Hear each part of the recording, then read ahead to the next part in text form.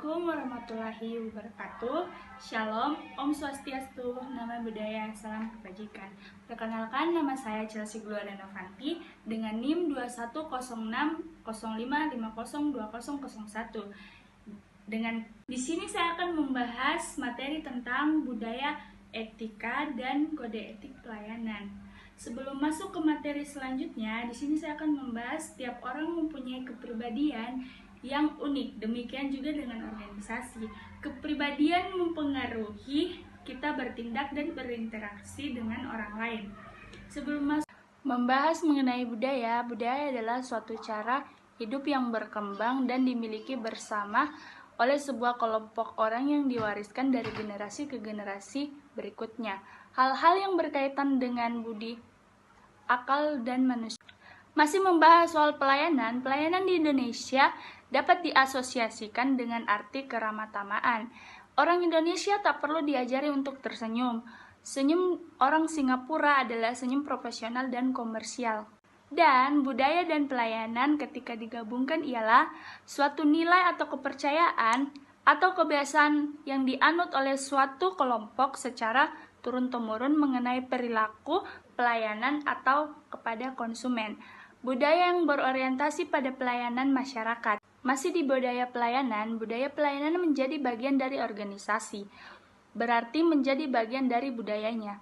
Pelayanan perlu dijadikan budaya dalam rangka mencapai tujuan organisasi. Dan membangun budaya pelayanan dalam organisasi merupakan salah satu untuk meningkatkan kualitas pelayanan. Apakah budaya yang diadopsi oleh suatu organisasi selalu baik? Budaya pelayanan dapat mengarah pada budaya positif atau negatif, tergantung dari komitmen manajemen yang mengelolanya. Budaya positif versus budaya negatif. Contoh-contoh budaya positif yaitu disiplin, tepat waktu, rajin, produktif, taat aturan. Yang kedua, memperhatikan dan melayani pelanggan atau stakeholder dengan baik. Yang ketiga, menerima kritik dan saran yang membangun. Budaya negatif yang pertama, malas, tidak tepat waktu, melanggar aturan, kerja asal-asalan. Yang kedua, memperhatikan diri sendiri dan tidak peduli dengan orang lain. Yang ketiga, merasa paling benar dan tidak menerima masukan dari orang lain. Contoh budaya pelayanan, misalnya, suatu call center yang sudah terbiasa dengan disiplin waktu, pola pelayanan terstruktur, mulai dari alur pembicaraan, serta sistem penilaian terekam pembicaraan akan membangun budaya karyawan yang memiliki kontrol pada emosi, intonasi, serta kejelasan dan penyelesaian masalah permintaan telepon. Yang kedua, budaya pelayanan akan membentuk karakter dan standar pelayanan dalam organisasi. Dan yang ketiga, harus didukung oleh proses pelatihan, kesinambungan, studi, kasus atau budaya belajar.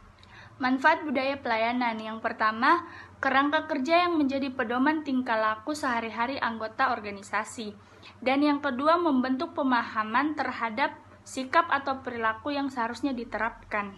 Ketiga, mendorong sifat pelayanan yang terstruktur dan spontan. Dan yang terakhir, menciptakan kepuasan pelanggan. Manfaat budaya pelayanan yang pertama, budaya pelayanan. Yang kedua, kualitas pelayanan. Dan yang ketiga, kepuasan pelanggan. Penerapan budaya pelayanan. Penerapan budaya pelayanan harus berlaku bagi semua karyawan dari atas sampai dengan bawahan. Harus adanya sosialisasi mengenai budaya pelayanan dengan diterapkan di dalam organisasi. Masih di penerapan budaya pelayanan harus dibentuk dengan membutuhkan waktu sampai benar-benar menjadi bagian dari diri karyawan.